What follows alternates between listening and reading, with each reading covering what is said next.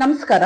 ಇವತ್ತು ಆಯುರ್ಬ್ರಹ್ಮ ವೆಲ್ನೆಸ್ ಅವರ gastro QR plus ಅನ್ನೋ ಲಿಕ್ವಿಡ್ ಬಗ್ಗೆ ಮಾಹಿತಿ ನೀಡ್ತೀನಿ.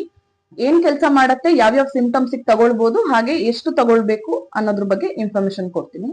ಇದು ಮೇನ್ ಆಗಿ ಅಜೀರ್ಣ ಅಥವಾ ಹೊಟ್ಟೆಗೆ ರಿಲೇಟೆಡ್ ಸಮಸ್ಯೆಗಳು ಏನಿರುತ್ತೆ ಅದರಿಂದ ಉಂಟಾಗುವಂತಹ ಹುಳಿ ತೆಗಿರ್ಬೋದು, ಸುಸ್ತಿರ್ಬೋದು, ಎದೆ ಉರಿ ಆಗುವಂತದ್ದು, ಹಸು ಆಗದೆ ಇರುವಂತದ್ದು, ಊಟ ಸೇರದೆ ಇರುವಂತದ್ದು, ಮತ್ತೆ ತುಂಬಾ ಗ್ಯಾಸ್ ಪಾಸ್ ಆಗೋದು, ಎದೆ ಉರಿ ಆಗೋದು, ಹೊಟ್ಟೆ ಉರಿ ಆಗೋದು, ಹೀಗೆ ಗ್ಯಾಸ್ಟ್ರಿಕ್ ಅಥವಾ ಅಸಿಡಿಟಿ ರಿಲೇಟೆಡ್ ಪ್ರಾಬ್ಲಮ್ಸ್ ಏನೇನಿರುತ್ತೆ ಅದೆಲ್ಲದನ್ನು ಇದು ಸರಿ ಮಾಡತ್ತೆ.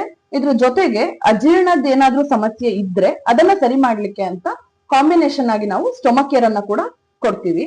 ಇದನ್ನ ತಗೊಳ್ಳೋದು ಹೇಗೆ ಅಂತ ಅಂದ್ರೆ, ಈ 10 ml ಒಂದು ಕ್ಯಾಪ್ ಬರುತ್ತೆ. ಈ ಕ್ಯಾಪ್ ಅಲ್ಲಿ 2 ಕ್ಯಾಪ್ ಅಷ್ಟು ತಗೊಳ್ಬೇಕು. ಊಟಕ್ಕಿಂತ ಅರ್ಧ ಗಂಟೆ ಮುಂಚೆ ಬೆಳಿಗ್ಗೆ ಮತ್ತೆ ರಾತ್ರಿ ತಗೊಳ್ಳುವಂತದ್ದು. 20 ml gastro QR plus liquid ಜೊತೆಗೆ 40 ml ಅಷ್ಟು ಬಿಸಿ ನೀರು ಅಥವಾ ಬೆಚ್ಚಗಿನ ನೀರನ್ನ ತಗೊಳ್ಬೇಕಾಗತ್ತೆ.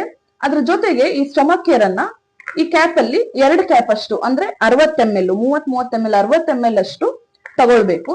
ತಗೊಂಡ್ ನಂತರ ಈ ತರ ಗ್ಲಾಸ್ ಅಲ್ಲಿ 2 ಗ್ಲಾಸ್ ಅಷ್ಟು ನೀರ್ನ ಕನ್ಸ್ಯೂಮ್ ಮಾಡ್ಬೇಕು. ಅದು ಬಿಸಿ ನೀರಾಗಿದ್ರೆ ಉತ್ತಮ ರಿಸಲ್ಟ್ಸ್ ನ ಕೊಡುತ್ತೆ.